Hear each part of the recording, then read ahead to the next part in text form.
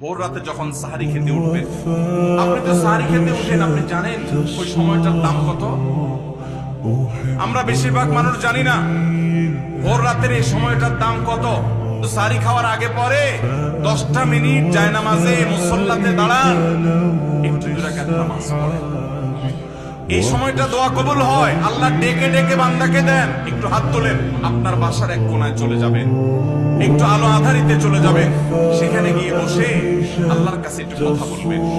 সিজদা চলে যাবেন, সিজদা গিয়ে আল্লাহর সাথে একটু মন খুলে কথা বলবেন। আল্লাহ, আমি অনেক গুনাহ করেছি, আল্লাহ আমি অনেক পাপিষ্ঠ। শুনেছি আপনার রাসূল জানিয়েছেন যে এই মাসে নাকি আপনি অনেক পাপিষ্ঠকে মাফ করে দিবেন।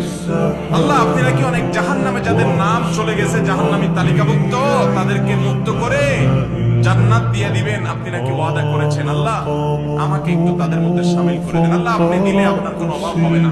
আল্লাহর সাথে একটু কথা বলা, মুনাজাত করা। ঘরের এক কোনায় চলে যাবেন, সাহারিটা আগে আগে খেয়ে শেষ করবেন।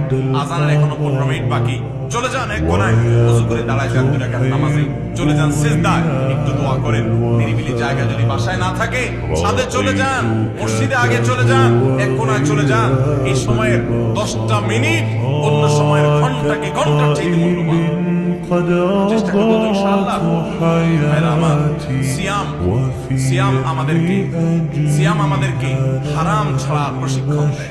সিয়াম আমাদেরকে বলে তোমার যা মনে চায় তা করতে পারবা না। অনেক অবৈধ কাজ করার সুযোগ আসে, তোমার মনেও চায়, কিন্তু করা যাবে না। কারণ যে তুমি রোজা রয়েছো, রোজা রেখে তুমি ট্রেনিং নিয়েছো যে পানি থাকলে খাওয়া পান করা যাবে না, খাদ্য থাকলে খাওয়া যাবে না, ক্ষুধা থাকলে খাওয়া যাবে না, আল্লাহর ভয়ে বেঁচে থাকতে হবে।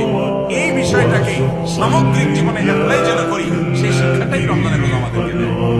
আল্লাহ আমাদেরকে সেই শিক্ষা গ্রহণ করার তৌফিক দান। ভাইরা আমার, রোজাকে যদি আপনি এক কথায় বুঝতে চান, এক কথায় যদি বলি রোজা কি, তাহলে আপনি বলতে পারেন রোজা বলা হয় সবরের নাম। রোজা কিসের নাম ভাই? সবরের নাম। ওই যে ক্ষুধা আছে, খাবারও আছে, তৃষ্ণা আছে, পানিও আছে, তারপরও খাচ্ছেন না, এর নাম সবর। এর নাম কি? ধৈর্য ধারণ করা, নিজেকে নিয়ন্ত্রণ করতে শেখা। আমাদের যুবকদেরকে উচ্ছৃঙ্খল হওয়ার জন্য হাজারটা আয়োজন ভোগবাদী এই সমাজে আছে। ইসলাম শুধু বলে ভোগ নয়, ত্যাগ করতে শিখো, কন্ট্রোল করতে শিখো, নিয়ন্ত্রণ করতে শিখো নিজেকে। যেখানে সেখানে ডাইরেক্ট হয়ে যাওয়া নয়, নিজেকে আটকে রাখা, নিয়ন্ত্রণ করা, সবর করা।